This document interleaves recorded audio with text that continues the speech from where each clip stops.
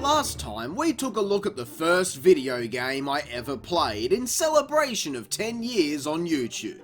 So, continuing on with that theme today, let's take a look back at the first Square Eye Jack review, Championship Bass Fishing on the PlayStation 1. If only that video wasn't lost due to never uploading it, because now we're stuck looking at this gross filth.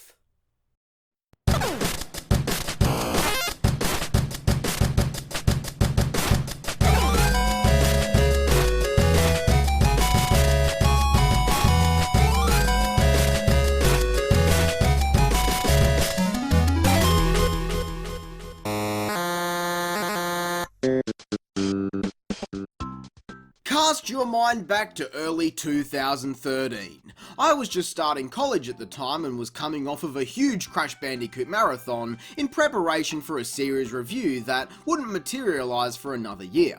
But in its place, what we got was a Walking Dead Survival Instinct First Thoughts review.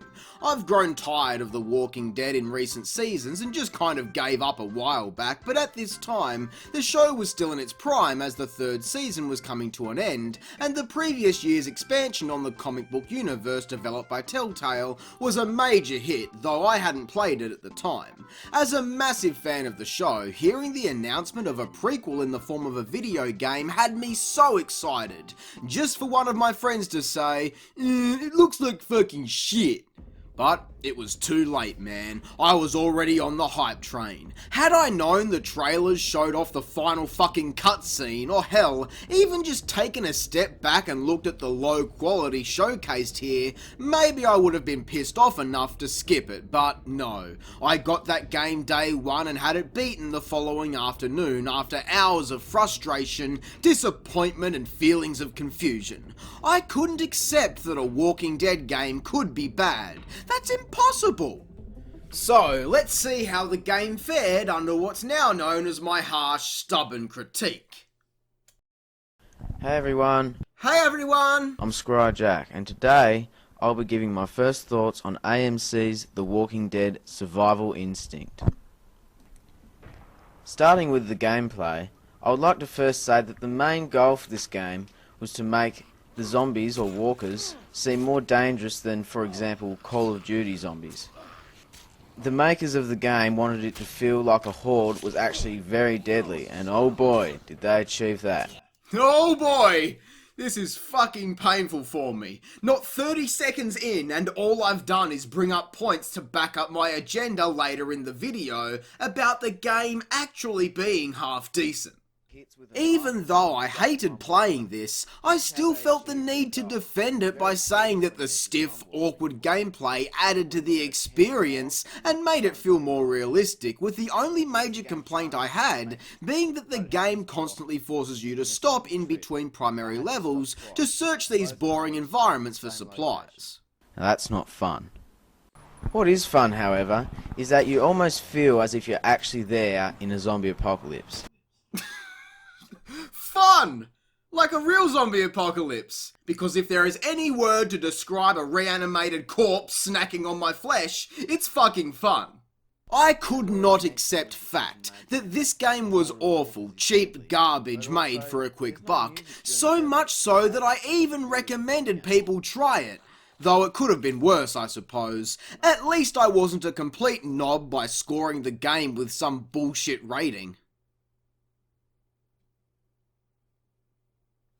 The video description reads, I'm only looking at the main features here and not going into great detail.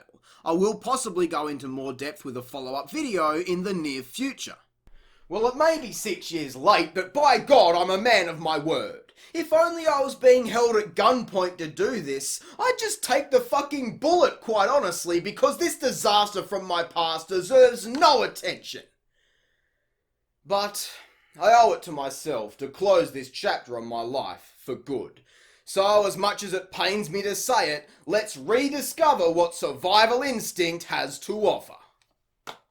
I like the little fine print. Do not make illegal copies of this disc. That must be how the infection spreads, and all I'm doing is passing that on to you. You're welcome. The game was developed by Terminal Reality, whose previous game was Connect Star Wars, I shit you not. And funny enough, Survival Instinct was their final game. Really setting the mood right out of the gate here, that's for sure. As I mentioned above, the game is set before the events of the TV show and tells the story of how Daryl and Merle make it to Atlanta. Also, one of the big selling points of this game was find out the origin of Daryl's signature crossbow, which, by the way, is just one step above learning the origin of Donkey Kong's fucking tie. The game opens with some tragic backstory. Daryl's father gets brutalised by some walkers while out hunting, and his uncle Jesse gets bitten trying to save him. Daryl boots up the opening credits by putting a bullet through Daddy's skull, leading us into your basic use the left stick to move tutorial. And let me tell you, the very first zombie encounter sums up the entire game.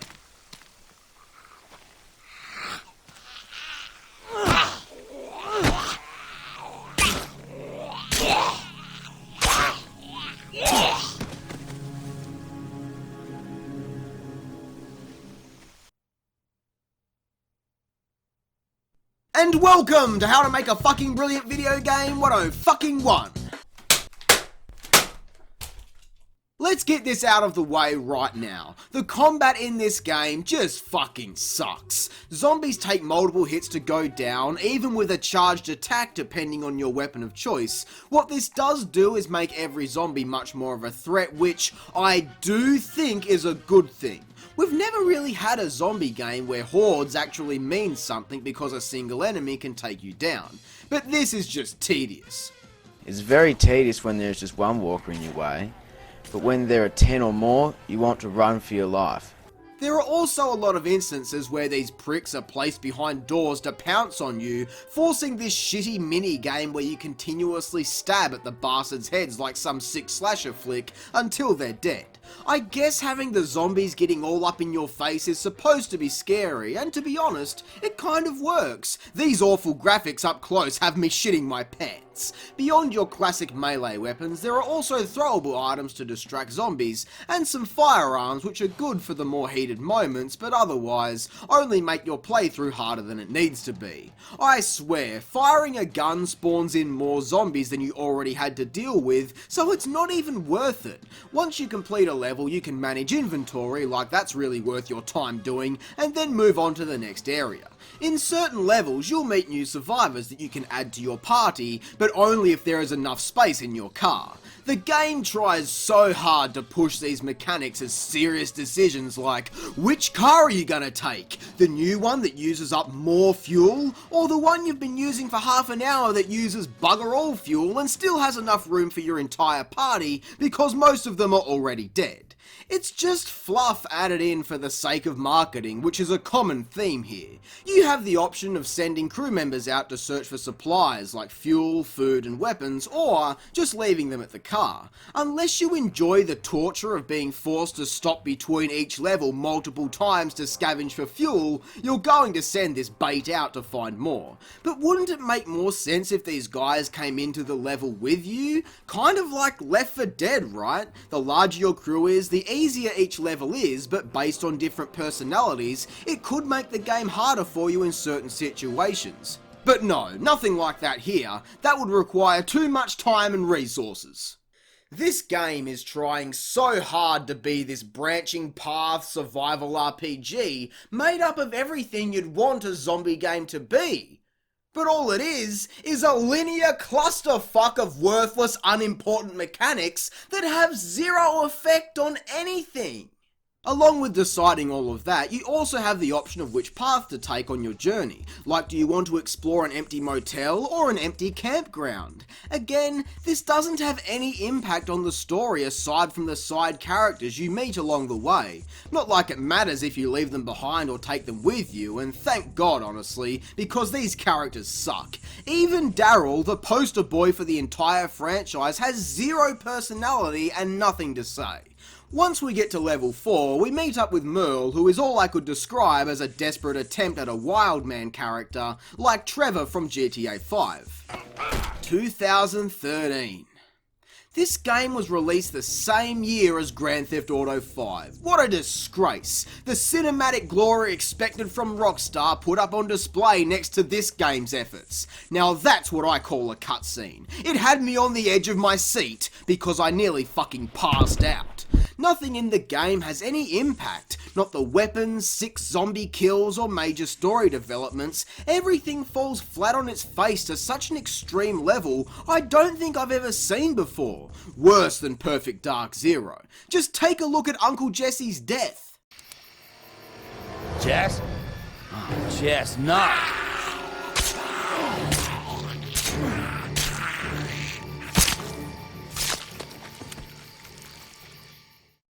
Wow, the gravity of that moment is unbound by the laws of terrible game design. And that's it, off to the next level because who even cares? Much like the long list of gameplay mechanics present that, on paper, sound like an awesome game, the locations we have to visit here are pretty much the same thing. Just a long list of uninspired maps you'd expect from a cheap zombie game. Towns, trailer parks, a cemetery, campgrounds, outlet malls, and a drive-in theatre, just the most basic shit you could ever imagine. Walking through these bland, empty levels, killing the same 5 zombies over and over again, just sucks, man. But if there is one thing I genuinely think this game does well on, it's building tension. The lack of music, dark visuals, knowing that approaching a single enemy encounter the wrong way could have you flat on your ass, and the continuous search for a very limited supply of essential resources really gives this game a survival tone. I mean, all of those things could also be called shit game design, but who am I to say it's not effective? There is no hiding from the awful optional locations though. Occasionally, you'll have a choice to scavenge for supplies, or you'll just break down, forcing you to exit the vehicle and enter a mini location. These are maybe the worst part of the game for me. You'll be forced to stop multiple times on the same path at the same location for various different reasons. It's so boring exploring the same area with the exact same spawn points for items, and it's not like I'm not going to do this, because if I don't get out here and explore for fuel, I'll be forced to get out here and find fuel anyway down the line. Same thing goes for when you have the option of tiredly moving a bunch of cars out of the way, or just simply driving around at the cost of more fuel. It's a pain in the ass having to stop so frequently and waste ammunition and healing items just so that I won't get stuck here later on. And what the hell is this?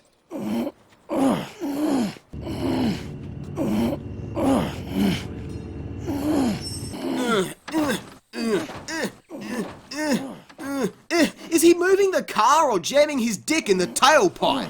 Later on, Merle leads us back to his hideout to collect his stash of drugs, which introduces the major plot point here. Looking for stuff. Oh, damn it, Merle.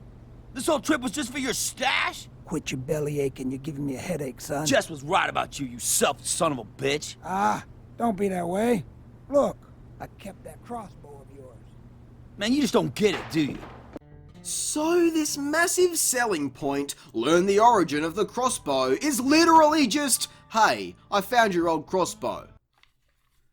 Like, what's even the fucking point here? No epic cutscene? Ha! Where Daryl steals it from some guy and puts an arrow through his eye? No flashback to years ago as the crossbow was handed down to him from his father? Nothing! What kind of cop-out origin story is that? This was one of the main selling points of the game for some fuck-all reason, meaning that the only thing that could come from that decision is total outrage because of how disappointing of an excuse it is. Not to mention, it's official canon to the TV series. That backstory is nothing more than a parody of itself and The Walking Dead as a whole. And all this means is that the actual true origin of how he got the crossbow in the first place isn't even here. What a dirty scam.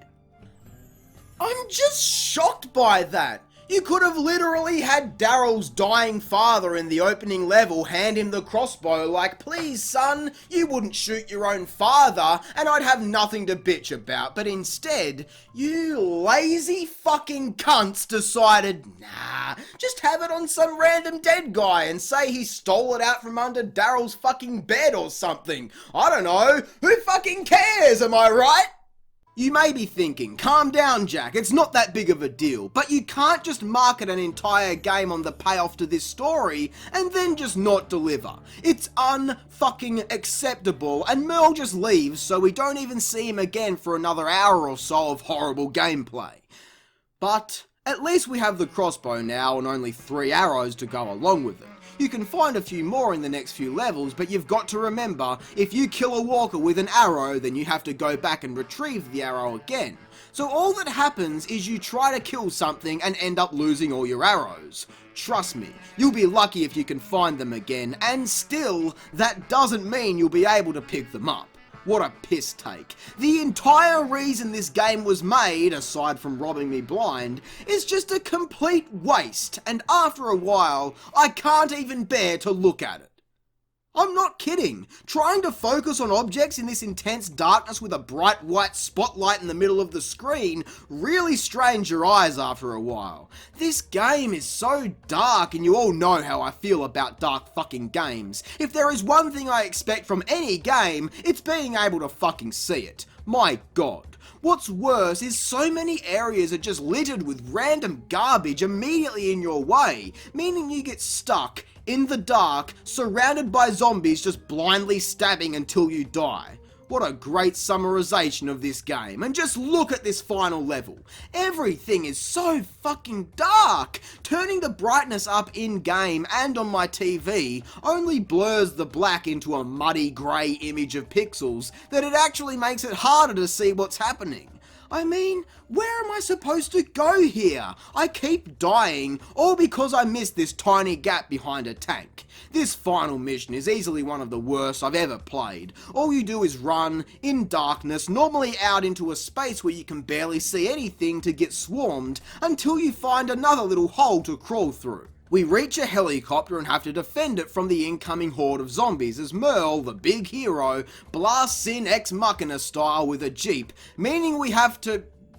God fucking damn it! A turret section! Oh my, what a spoiled little boy I am. Once this awful turret shit is over, the game is too. What a thrilling conclusion. Merle refuses Daryl entry onto the rescue chopper, explaining that the driver was clearly about to turn, and the two brothers, who never once paid off the entire gimmick of two crazy brothers surviving with instinct by the way, drive off into Season 1. What a pathetic attempt at a video game. 3 hours of fucking nothing, most of which was exploring forced pit stops and wondering why I ever bought into this crock in the first place. But despite all that, if you'd like to play through again because you enjoy hating yourself and are just looking for an excuse to fucking commit, the game offers perks like starting with the crossbow and unlimited ammunition, two things that would immediately transform the mindlessly boring gameplay into even more mindlessly boring gameplay. Or if you're special in the head like me and paid extra for the Herd Mode DLC, then you can try that out as well. Have you ever played Nazi zombies in Call of Duty? I only ask because this is nothing like that. Endless waves of zombies, just about every single weapon in the game from the very start, loads of ammo and nothing more than a single map to waste away in. Sounds pretty fun, right? Well, guess what? It isn't. Maybe if I was allowed a friend to join in so that we could have a laugh at it, it could be fun for maybe 5 extra minutes than it already is, but since this is single player only, it's only fun for 0 minutes. This is easily one of the worst games I've ever played. boring, repetitive, nothing gameplay alongside pointless gameplay mechanics that add nothing, and nothing here that could make up for the botched origin story, exhausted level design, and completely unbearable lack of anything even remotely entertaining here. It's no wonder Robert Kirkman, the creator of the Walking Dead universe, hated the game and refuses to have any relation to it whatsoever. Like I said, through all of this bad stuff did come some level of genuine tension playing through, but I can't praise pitch black levels filled with nothing but clutter and weak jump scares that only make getting through this game an even more frustrating slog than it already is. The Walking Dead survival instinct gets 2 out of 10. Taking something as big as The Walking Dead has become at the height of its popularity and just mistreating the source material by putting forward a zero-effort product is just a disgrace, matched only by LJN's lack of respect for licensed video games back in the day. All of it was shovelware, and quite honestly, I couldn't think of a better word to describe this game. Shovelware spewed out of Terminal Reality's, Activision's and AMC's greedy stinkholes.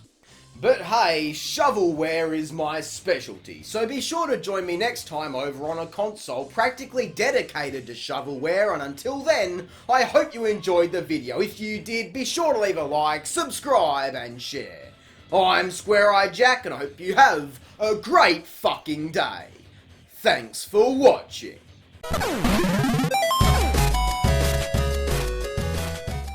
Overall, this is a pretty decent game. It has some flaws, but they can be overlooked for the moment. I'll definitely recommend this game to anyone who likes killing zombies by themselves. Thanks for watching.